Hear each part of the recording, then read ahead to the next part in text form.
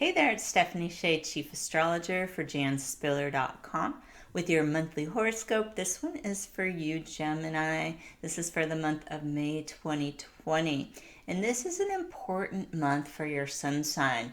Much of the astrology is focused around Gemini, even though the sun does not move into your sign till towards the end of the month.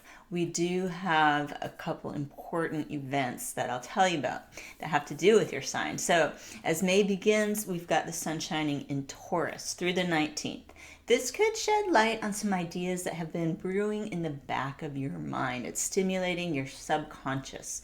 Now, you could have an enlightening dream this month. Journaling is highly encouraged under this astrology. Now on the 20th, the sun will enter your sign. Happy birthday early. You'll have your official birthday horoscope next month, but if you're born the 20th or later, happy birthday to those Geminis. You might end up being the go-to person. Often when the sun is shining in your sign, suddenly it highlights your best traits and people look to you as an example. So you might be the one when people want to be connected with resources or information, others who may be able to help them. Let your networking skills shine this month. On May 6th, the North Node is going to ingress into your sign, where it will remain until January 18th, 2022. This is a big deal. The North Node only changes signs every approximately year and a half. So if you've read Jan Spiller's book, Astrology for the Soul, you know that the North Node is an important point in the personal birth chart to orient towards success. But when the North Node changes signs, we feel it globally. It's our global compass, so to speak. So in the next year or so, we're going to be having Gemini themes be of greater importance. Again, this is somewhat your time to shine. During the next year and a half, your sun sign's being called to step up and lead by example. Your ability to process information and share it with others efficiently is going to be highlighted. Those with a Gemini sun or other planets in Gemini could play a key role in uniting people towards a common cause. Now we're going to experience a full moon in Scorpio on May the 7th, and that's going to activate the part of your chart that has to do with daily work or health and wellness, maybe both. This full moon can help you see underlying causes of issues that have been an obstacle, maybe in your relationships or your daily routines. If you've had trouble getting from point A to point B, which a lot of us have these days, this full moon could reveal some psychological blocks or unhealthy habits that are getting in your way. It's a good time to identify ways to support your body and maintain daily regimens for your well-being.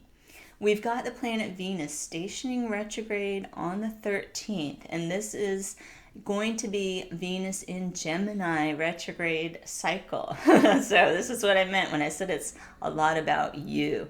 Between May the 13th and June 24th, Venus will be retrograde in your sun sign. You're apt to feel this astrology more so than other sun signs. And you can check out a video on this channel that I did just on this topic. But know in a nutshell that it's not good timing to make major purchases or relationship decisions. Try to settle on what feels right for now. You can reevaluate later this summer once we get through some eclipses and even another Mercury retrograde cycle. So the end of July and into August will bring more clarity on relationship or money related matters. In the coming months, Gemini, the important thing for you to know with Venus retrograde in your sign is to be gentle with yourself and others.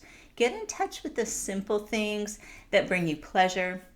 Fold these activities into your daily schedule. Just a simple daily ritual of quieting your mind, of maybe stepping out into the sunshine. These type of things can really go a long way. It's going to be a great month for any type of research or learning. We've got both Saturn and Jupiter stationing retrograde mid-month. You could be compelled to dig into some esoteric studies and maybe become inspired about teaching something yourself. Know that whatever you put effort into around this time could take 6 months to show results. So be patient. Try some methods of trial and error if you're learning something new.